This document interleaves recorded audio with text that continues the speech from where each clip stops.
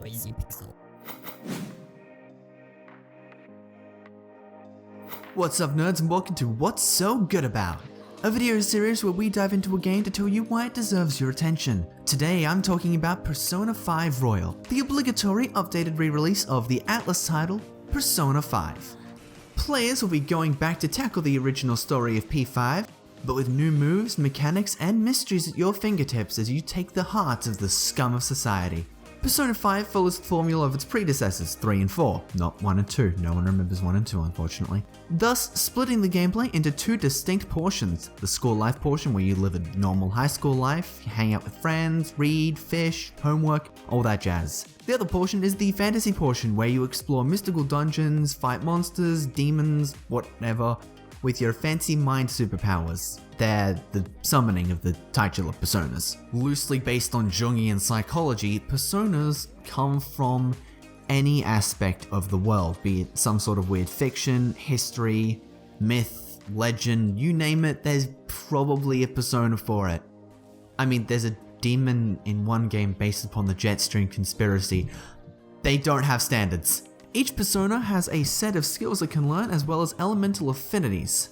These skills range from your standard set of physical and elemental attacks to buffs, debuffs, status ailments, and weird passives that can do anything from buff a particular spell to increasing the chance of a tree falling in a forest.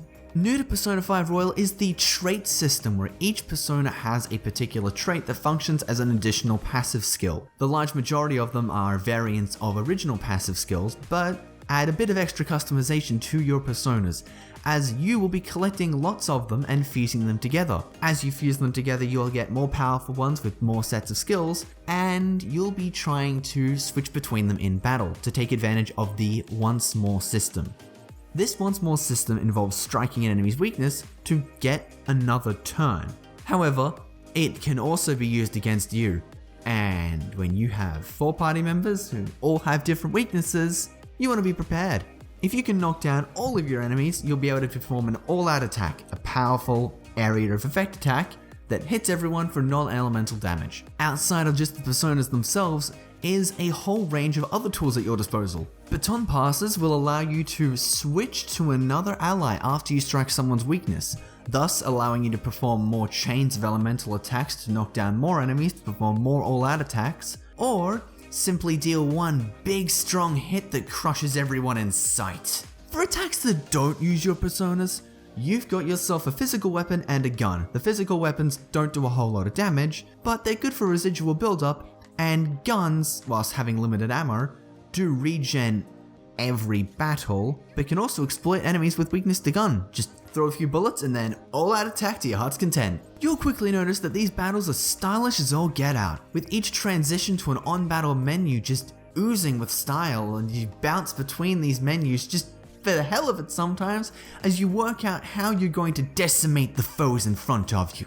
And for that extra little bit of style, you can battle the way you want with the game's host of extra costumes. And if a particular persona catches your attention, then you can make it as strong as you'd like with the whole host of resources you have to build and make them as powerful as you want. Arsene, really cool, can't use it because it's only level 1? Wrong. Hang a few other personas for extra stat boosts and you'll be on your way to having to throw some skill cards on it because Lunge gets weak really fast. That isn't too difficult to do either, as simply running around dungeons killing all the foes that lie before you and stealing stuff and selling it for cash gives you absurd amounts that you can then use to resummon persona out of a compendium so you can shatter them into more skill cards so you can make your mind even stronger. And those dungeons don't get old fast. With that tasty emphasis on motion, you'll be flying through at breakneck pace, slaughtering everything you can light your hands on. However, if you just want the most effective way to get stronger, it's not about killing monsters or more powerful foes. It's about hanging out with your friends and solving their emotional problems, which will let you acquire really cool abilities and skills that will translate to even more monster death. As you hang out with your friends, you'll be gaining access to a whole slew of abilities to add to your repertoire.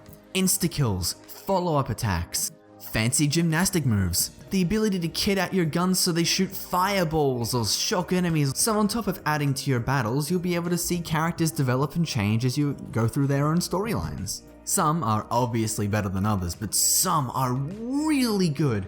And you adore characters like Maruki and Kasumi and Goro Akechi with your heart and soul, or at least I do, because I love them half to death, help me.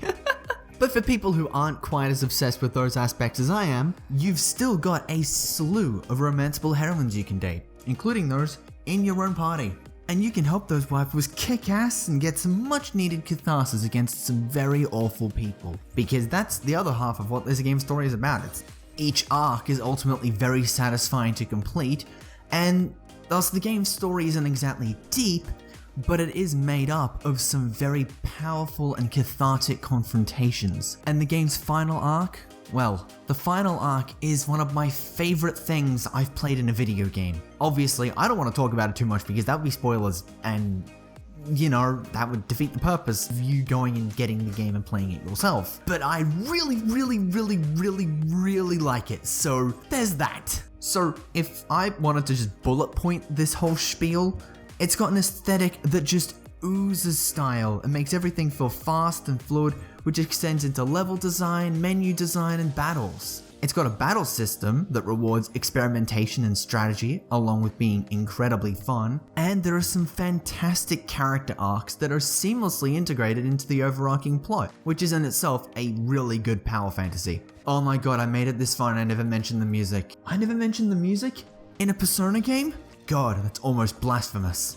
And, well, that's pretty much it for this episode of What's So Good About. If you've already beaten Royal, you can tell me your thoughts on what stands out to you so we can compare notes, and you can tell me whatever I missed, because there's a very good chance I did. Or you can tell me where I'm wrong and where I deserve to be thrown into the sun. Whatever, take your pick. Thank you guys so much for watching. Noisy Pixel is a group dedicated to bringing you guys the best news, reviews, previews, and more. Please stick around by subscribing and ring that little bell to stay up to date on all our future content. Oh yeah, and leave a comment if there's a game you want to be covered in another What's So Good About episode, because suggestions are good, suggestions are helpful. That gives me a good idea of what I want to go for and what you guys want, and we can bounce off each other like it's a notebook. Wait, notebooks don't bounce. I'm bad with analogies right now.